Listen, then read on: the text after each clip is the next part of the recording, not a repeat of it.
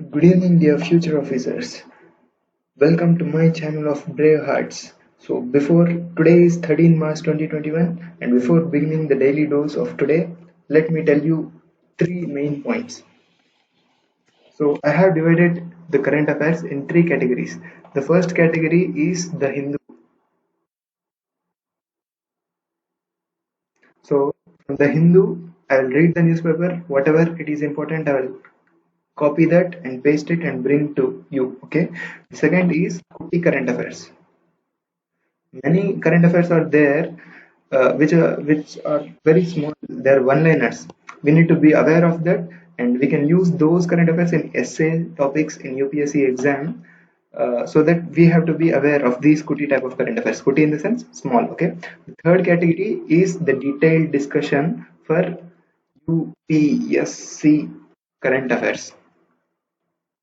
So every day's video will be like this. The first is the Hindu, the second will be the Kuti current affairs, the third will be the detailed discussion for the UPSC. Okay. So this will be the pattern which will be followed by me. Okay. So without any delay, without any waste of time, let's begin. The first article is about the Supreme Court order. So what did Supreme Court order? It ordered that bureaucrats cannot be elected. Bureaucrats cannot be appointed as state election commissioners. So we need to note three things in this. The first is Supreme Court. The second is bureaucrats. Who are bureaucrats? And the third is Election Commission. Very, very important from the polity perspective. Election Commission. Okay, let's begin. Who are bureaucrats? Bureaucrats are those persons who work under government. So if you are working under the government and if you are elected as election commissioner, then it will be like you are writing the test and you are only correcting your own paper. So it is wrong, no? There should be someone who is independent to correct your paper. In the same case, the election commissioners should be independent. I have told you about bureaucrats. If you are serving under government, if you are providing services to the people, then you are a bureaucrat. Okay. So the government employees cannot be appointed as state election commissioners, said the Supreme Court. So about election commission, Article 324 of the Indian Constitution deals with the election commission. Okay. Please remember there is one chief election commissioner and two other election commissioners. So these three are appointed by president. Election commission in the sense by default it is central election commission. Okay. These three are appointed by the president and the tenure is also fixed by the president. But currently the tenure is 6 years or 65 years.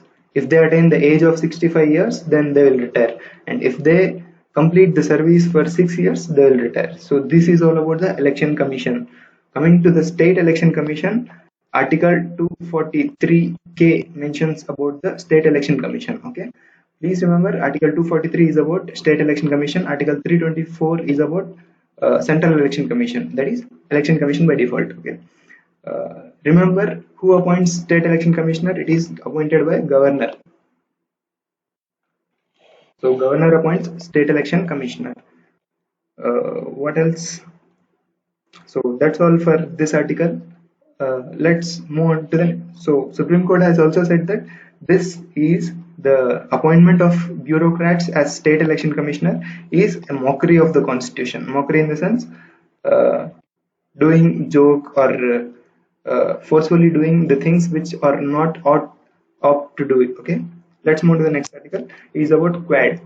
So the first Quad summit took place virtually. Okay, this was also the front news in the Hindu. Okay, the Quad in the sense four countries. Which are the four countries?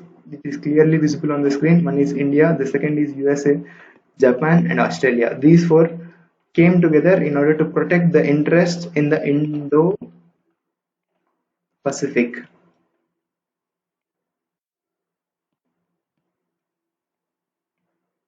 So in the Indo-Pacific region, in order to maintain free and fair trade or communication or whatever the activities going on in the Indo-Pacific region, they should be governed by the international law. In order to implement this, the four Quad countries came together. Okay, mainly it is targeted to China indirectly. So this Quad, the concept of Quad was proposed by the great Prime Minister of Japan in 2007 itself, but it was put into the cold storage. It was no enhancement was done and nothing was done. It was in 2017 that actual work on Quad started. Okay, so Shinzo Abe was awarded Padma Vibhushan by the Indian government in on the Republic Day, 26th January 2021. Okay, so this Shinzo Abe was awarded Padma Bhushan. Along with it, Order of Merit was the award given by Donald Trump to Shinzo Abe. So his contribution is coming to the light, and Shinzo Abe must be happy. So today's virtual summit Quad, the focus was on vaccination and climate change. Okay. Here, there is a word used by Joe Biden. He's a US president. He tweeted that we are renewing our commitment to ensure that our regional is governed by international law, committed to upholding universal values and free from coercion. So, what is coercion? The practice of persuading someone to do something using force or threat. So, this should be avoided, said the president of US, Joe Biden. So that's it about Quad. Our Narendra Modi has also tweeted very nicely that we are united by our democratic values and our commitment to free, open, and inclusive Pacific. Our agenda covering areas like vaccine, climate change, and emerging technologies makes the Quad force for a global good. So pause the video and read these two also. It will be helpful. Okay, let's move on to the next article. It is about National Investigation Agency. So there was a news that National Investigation Agency charge sheet against terror financer in Vizag Navy espionage case. What is this espionage case? Illegally taking the confidential data is what is called espionage. So under the espionage racket, so Vizag Navy staff and some other financiers were uh, National Investigation Agency filed a charge sheet on them. So from the examination point of view, we need to remember that National Investigation Agency is a statutory body which was created in 2008. Okay, so it was created in 2008 when NIA Act. Sorry, in 2008 NIA Act was enacted, and the National Investigation Agency came into force actually in 2009.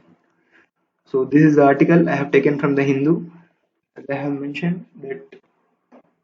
So what are the functions? Actually, the functions of National Investigation Agency mainly are of terror. There was a terror attack in Mumbai, no, in 2008. So there was a terror attack. In order to prevent such terror attacks, National Investigation Agency was formed. So apart from the terror and terror financing, and there is one more function of the National Investigation Agency. There will be fake currency notes. No, there will be fake currency notes. It will be circulated in India, and the stoppage of these fake currency notes is also the function of National Investigation Agency. Okay, it is headquartered in New Delhi, and this is the building which is there. This is the headquarters in Delhi. It is looking like software office now. So it is the mandate of the National Investigation Agency to maintain the most advanced equipments. So they are equipping themselves with the most advanced armor and equipments. All this is the part of it. Okay, you can see it is clearly visible. Okay, let's move on to the next article. It is about, I have told you, the second part is Kutti current affairs. So these are the one-liners which we need to be aware of. 12th March is celebrated as World Day Against Cybercrime. And Mithali Raj, who is she? She is great cricketer. She is the first woman cricketer who scored 10,000 runs in the match against South Africa. I mean, not totally in the match against South Africa, she did not score. Okay, in all the matches together, she has scored 10,000 runs, and it was in match against South Africa that she completed 10K runs. Okay, so new chief statistician was appointed. Her name is G Samantha. So this portal was also launched, India75.nic.in. It was launched by Narendra Modi on the occasion of Azadi Ka Amrit Mahotsav. So there was a march done in 1930 by Gandhiji, in order to break the salt law. It was done from 12th March to April 6th. So this was launched by our great Prime Minister Narendra Modi. Along with that, this India75.nic.in was the portal which was launched. So there is a new Karnataka High Court judge who was appointed by governor. Remember, he is not Chief Justice of Karnataka High Court. He is just a judge. His name is Muhammad Gauss. Okay, so this BRICS contact group meeting was held from 9th to 11th March. So where it was held? It was held in India. What is BRICS? Brazil, Russia, India, China, South Africa. South Africa joined late in 2008, and there is a bank called New Development Bank. It is the result of the BRICS. Okay, where is the headquarters of BRICS? It is located in Shanghai, China. Okay, let's move to the next article. It is about not the next Kuti type of current affairs is PM Swasthya Suraksha Nidhi. Okay, this PM Swasthya Suraksha Nidhi is obviously a universal health program. Okay, but the specialty is that for all the schemes, once the financial year ends, the fund will be lapsed. But for this PM Swasthya Suraksha Nidhi Yojana, the fund remains like that only. Okay, so this is the scheme launched by Ministry of Health and Family Welfare. This is all about the Kuti type current affairs. So let's move on with our UPSC related current affairs. The first article is about Stand Up India. Why it is there in news? Because more than 81% of the account holders are women under Stand Up India scheme. See, Stand Up India is launched for MSMEs. Okay. Also, in MSMEs, only these categories, that is SC or ST or women, are eligible to apply for the loan. This is actually, if you apply in the Stand Up India, you will get loan from 10 lakh to 1 crore. So this is the range from at least 10 lakhs to 1 crore. If you are starting a MSME, if you are starting an industry, then you can give the project details and you can apply for the loan. And if the loan is sanctioned, then the interest rate will also be low. Then it will enhance your industry. Okay. So recently, more than 81% account holders are women. This was said. Okay. This is all about the Stand Up India scheme. Let's move to the next article. It is about INS Karanj. So INS Karanj is the third Scorpion class submarine inducted in the Indian Navy. What are the other two? One is INS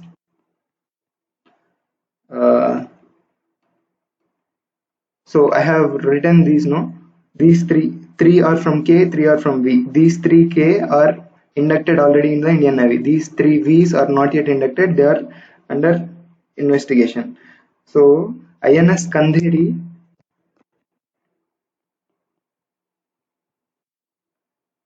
INS Kalvari was the first one. The first one is Kalvari. The second one is Karanj. Sorry, the second one is Kandheri, okay? The third one is Karanj. So first one is Kalvari, second one is Karanj, and third one is Karanj. Okay, let me be clear. The first one is Kalvari, the second one is Kandheri, the third one is Karanj. So these three class of submarines was inducted in the Indian Navy, and these three V stands for INS Vela, and the second V stands for Vajir, and the third V stands for Vakshir. So INS Vela, Vajir and Vakshir are the three Scorpion class submarines which are to be inducted in the Indian Navy. So these three, K for Kalvari, K for Kandheri, and the third K for Karanj. V for Vela, V for the second V for Vajir, and the third V for Vakshir. Okay, these three are the Scorpion missiles which are to be inducted in the Indian Navy under Project 75. These are built by Kalvari class Mazgon Dock Limited Shipbuilders, which is headquartered in Mumbai. So this is all about the INS Karanj. Recently it was inducted in the Indian Navy. Okay, let's move on to the next article. The next article is about diphtheria. Why it is there in news? Because the bacteria which causes diphtheria, it is cyanobacterium. Okay, it is resistant to the treatment. It is becoming resistant to the treatment and it's becoming very difficult. So actually this diphtheria causes it, the children about 5 to 10 years of age feel difficulty in breathing or difficult to swallow. Okay, this are the symptoms of diphtheria. It is spread by sneezing or cold. If you are infected by diphtheria, if you sneeze or cough, then it transmits through air with the mucus in the other persons. Okay, so diphtheria antitoxin is the treatment drug. If you are affected with diphtheria already, then this antitoxin is used. Okay, if you are not infected, then vaccine is used. This vaccine is bacterial toxoid. Okay, this bacterial toxoid is the vaccine which is used as vaccine. This is for treatment. So this is all about diphtheria. Why it is there in news? Because it is becoming slowly it is becoming resistant to several classes of antibiotics and may become immune to vaccination also. So no matter, our humans will find out a solution for that. That's all from this diphtheria. Let's move to the next article. It's about Asola Butt Wildlife Sanctuary. Where is this wildlife sanctuary? It is there in New Delhi. Okay, why it is there in news? Because there is South Delhi Municipal Corporation. Okay, South Delhi Municipal Corporation. So this municipal corporation, what it has said, that it will dump the inert wastes in this Asol Batti Wildlife Sanctuary. What is Batti? Batti in the sense pits. Okay, so this wildlife sanctuary is rich in sand. So as you take the sand, there will be pit available. The place which was occupied by sand becomes a pit. So in that pit, this Municipal Corporation of South Delhi is planning to insert the inert waste. What is inert waste? The waste which is not reactive, non-reactive, is called inert waste. Remember, UPSC asks many questions like what is coke, or what is uh, what waste gas or something like that. But inert waste is also these are all, apart from these many are there, but these comes under the inert waste. Okay, constitution and not constitution. Okay, this is construction and demolition material such as metal, wood, brick, cement, concrete, asphalt, concrete, bottom ash from coal-fired boilers, and waste coal fines from air pollution control equipment. All these comes under the inert waste. UPSC may give some options. Which of the following is not inert waste? Then you should be able to classify that. Why it is there in news? It is there in New Delhi, in south of the New Delhi. So it has asked to put the inert waste in the pits of this Asola Batti Wildlife Sanctuary. No, there is a committee, Ridge Management Board. There is a board called Ridge Management Board. Okay, so this Ridge Management Board has decided to form an expert committee to study the proposal by this South Delhi Municipal Corporation. So this is all the news about it. So we need to remember about Ridge Management Board. Okay, this is also important from the examination point of view. So it was formed by orders of Supreme Court to New Delhi government. It was in 1987 under the MC Mehta case. Okay, in order to protect the Delhi Ridge. What is this ridge? There is a Aravalli Ridge from Gujarat to Delhi.